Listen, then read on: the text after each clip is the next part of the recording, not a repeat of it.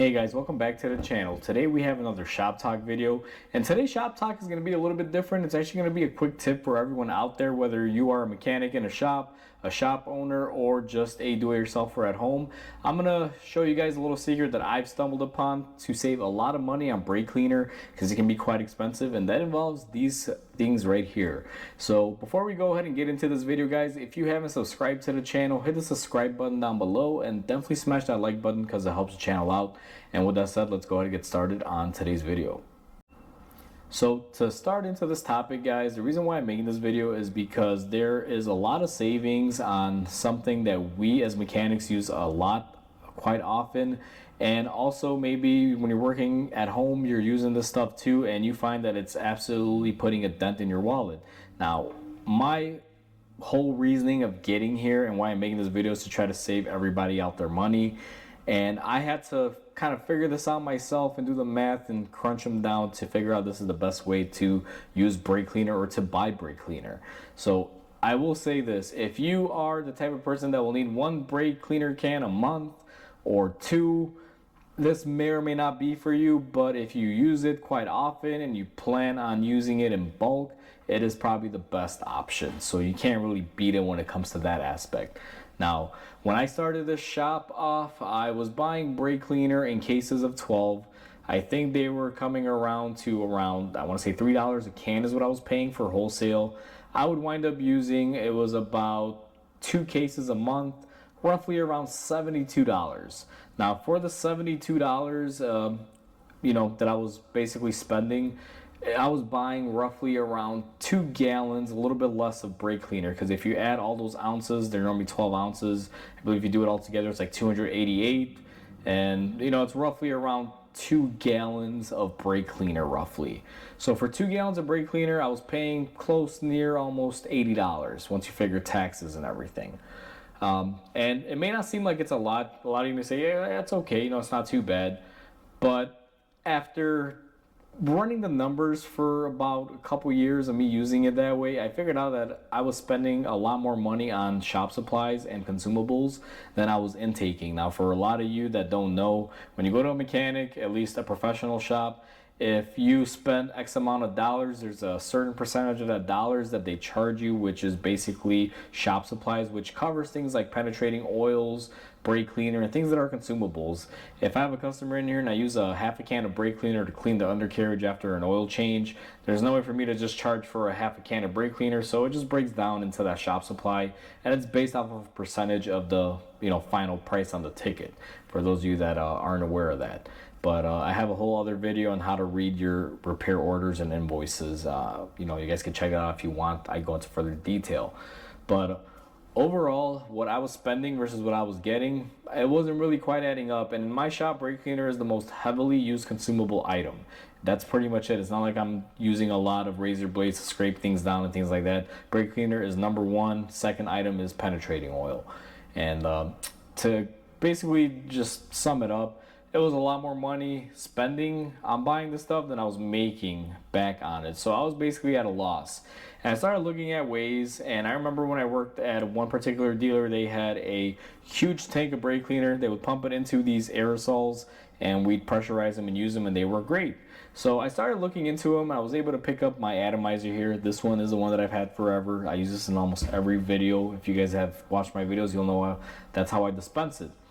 And I bought it, and then I talked to a local supplier. They had, I believe it was 5-gallon buckets of brake cleaner for around $40, which was really economical, because $40 for 5 gallons versus 2.5 gallons for $80. I was like, okay, cool, that works.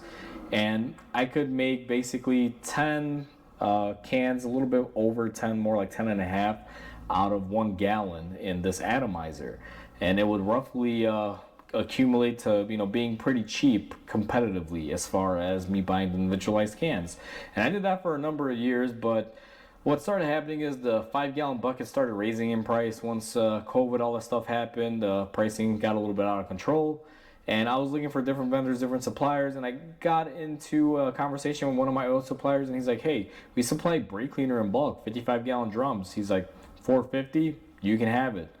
And I did the breakdown, basically 55 gallons at $450, roughly for the amount of cans that I would get out of it, it would cost me literally $1 a can, and I'm actually quoting that a little bit higher. It's actually, you know, a couple pennies less, but overall $1 a brake can at that price, and I was like, you know what, that may be worth it. So I went ahead and I did it, and that's what I've been using ever since. So realistically, out of 55 gallons, let's just say 1 gallon is 10 cans times 55. So 10 times 55, that's quite a big number of brake cleaner that you can get.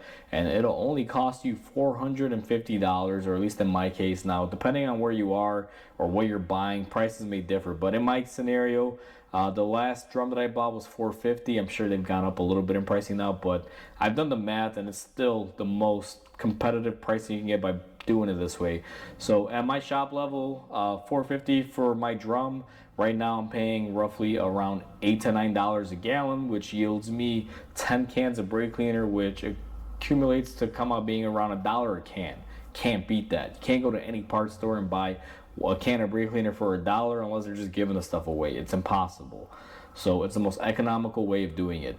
Now, if you're a shop, you may be interested in going the full scale 55 gallon mode.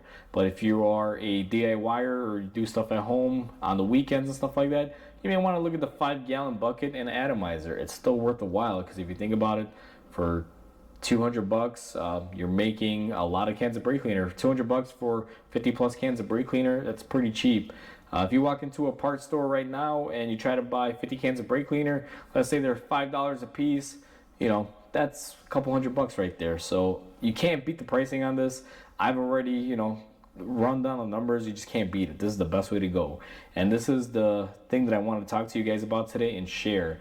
So with that being said, let me go ahead and show you guys how I refill these, or at least show you the breakdown of how easy it is to use for those of you that are skeptical.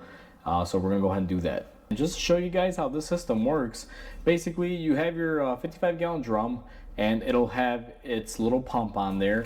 You just unscrew your atomizer bottle. Now this one's already depressurized. It's already pretty full, but I depressurized it for this video. And what you would do is fill up your atomizer tank and screw your top back on right here. Now all this is a tank and then basically a valve allowing brake cleaner to flow. And what you would do with this then is just take this, fill it up with some shop air using your tire inflator, and you are in business. You got brake cleaner. Now this one's not gonna, well, actually surprisingly it has a little bit of spray in there, because brake cleaner does create some pressure, but you'll get atomization like this, and you can control the flow of it, so you're not really missing out. A lot of people say that sometimes these atomizers don't give you a good stream, but you can adjust if you want to find mist or a stream to be able to clean off surfaces.